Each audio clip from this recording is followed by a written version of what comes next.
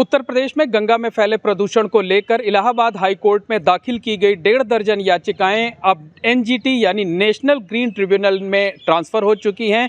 NGT ने इस मामले में सख्त रुख अपनाया है, उत्तर प्रदेश सरकार से जवाब तलब किया है। क्या क्या कहा है कोर्ट ने और किस तरीके से इंस्ट्रक्शन दाखिल करने को कहा है, इस बारे में हमारे साथ गंगा प्रदूषण के मामले में पिछले तकरीबन 2 दशक से यानी 19-20 सालों से पैरवी कर रहे एडवोकेट विजय चंद श्रीवास्तव जी हैं।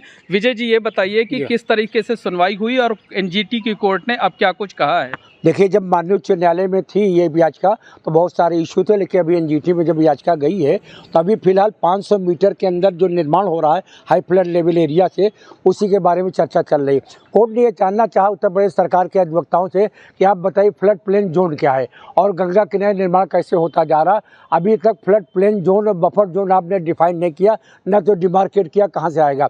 तो उत्तर प्रदेश शासन का कहना था मैं वाटर कमीशन से कराऊंगा और नेशनल हाइड्रो कमीशन वहाँ रुड़की से कराऊंगा। कोर्ट ने कहा नहीं, नमाम गंगे से कराइए और ये स्पष्ट रिपोर्ट दीजिए। और कोर्ट ने कहा जब जिला नमाम गंगे कमेटी बन गई, उत्तर प्रदेश सरकार की कमेटी बन गई, तो अभी तक डिमार्केट क्यों नहीं किया। उत्तर प्रदेश शासन में जो बैठे हुए प्रशासनिक अफसर है, ये उनकी उदासीनता है। कोर्ट ने इसका बहुत आश्चर्य व्यक्त किया और कोर्ट ने उनको 6 हफ्ते का समय दिया और कहा कि जो बफर जोन है और फ्लड प्लेन जोन है, इसको आप डिफाइन करके और डिमार्केट करके आइए ताकि आगे की कार्य योजना बना सके। मैं आपको बताऊं कि ये बताइए कि जो फ्लड प्लेन जोन की बात हुई थी, क्या उत्तर प्रदेश सरकार की तरफ से स्पष्ट तौर पर बताया गया कि ये क्या है, या कोर्ट ने जवाब तलब किया है कि आप बताइए। नहीं, फ्लड प्लेन जोन जो उत्तर प्रदेश सरकार ने डिफाइन ही नहीं किया है और हाईएस्ट फ्लड लेवल जो 500 मीटर को, उसको भी डिफाइन नहीं किया गया। जबकि जो रेजुलेशन एक्ट 16 में बना हुआ था उसमें ऑलरेडी लिखा हुआ फ्लड प्लेन जोन क्या है, बफर जोन क्या है, और माननीय न्यायालय ने जो आदेश अभी एनजीटी में किया उसमें ऑलरेडी डिफाइन किया है। लेकिन कोर्ट ये जानना चाहते उत्तर प्रदेश सरकार का क्या मत है, उत्तर प्रदेश सरकार इसको किस रूप में लेती है, कैसे इसको डिफाइन करे। कोर्ट ने कहा इसको डिमार्केट करके आइए ताकि ये समझ में आए कि कहाँ से निर्माण रुकना है, कहाँ से बनना है। आप जानते चाहो तब निर्माण गंगा और जमुना किनारे बनना है, लेकिन उत्तर प्रदेश सरकार की तरफ से भी जवाब दाखिल किया गया। क्या जवाब दाखिल किया गया और क्या कुछ कहा गया उत्तर प्रदेश सरकार के जवाब में? देखिए, उत्तर प्रदेश सरकार ने जो जवाब दिया वो कहा कि लेके बिजनौर से लेकर के उन्नाव तक और उन्नाव से लेके बलिया तक गंगा के किनारे जो निर्माण है उसके बारे में कोर्ट ने कहा।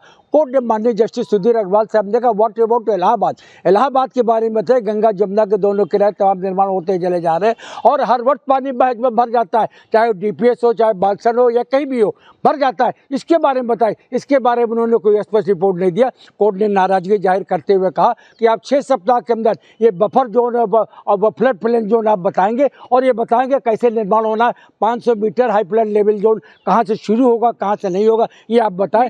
उत्तर प्रदेश सरकार की तरफ से एक जवाब दाखिल किया गया जिसमें यह बताया गया कि हम 2 हिस्सों में बांट करके जो उत्तर प्रदेश में गंगा नदी है उनको 2 हिस्सों में बांटकर काम कर रहे हैं। क्या बताया गया और ये किस तरीके से बांटा गया है और किन एजेंसियों से काम करवा रही उत्तर प्रदेश सरकार? देखिए, नेशनल वाटर कमीशन को इन्होंने लगाया और हाइड्रो जो रुड़की में इनकी इंजीनियरिंग उससे लगा। कोर्ट ने कहा इससे नहीं, मैं इससे संतुष्ट नहीं हूँ। आपकी जब नमाम गंगे बनी हुई है तो नमाम गंगे से कराइए ना, इसकी बाकायदे करा करके इसको डिमार्केट करके कोर्ट को करिए। कोर्ट को अंधेरे में मत रखिए ताकि कोर्ट इस पर निर्णय ले। कोर्ट गंभीर थी इस पूरे में? कोर्ट बहुत ज़्यादा गंभीर थी, बल्कि बहुत ही नाराज थी। मैंने कोर्ट से कहा एक बात कि महिला अगली डेट को गंगा और जमुना के किनारे इलाहाबाद से लेकर बलिया जौनपुर जहाँ तक पहुँच पाऊँगा मैं, वहाँ तक गंगा के किनारे जो निर्माण हो रहे हैं इसकी संपूर्ण रिपोर्ट माननीय न्यायालय को दूंगा और ये कहूंगा कि माननीय उच्च न्यायालय इलाहाबाद में जो बिल्कुल ये हैं अधिवक्ता विजय चंद श्रीवास्तव, जिन्होंने ये बताया है कि एनजीटी की जो कोर्ट है वो गंगा में प्रदूषण को लेकर काफी गंभीर है। उत्तर प्रदेश सरकार से कई बिंदुओं पर जवाब तलब किया गया है और इस मामले में अगली सुनवाई 27 मई को होगी।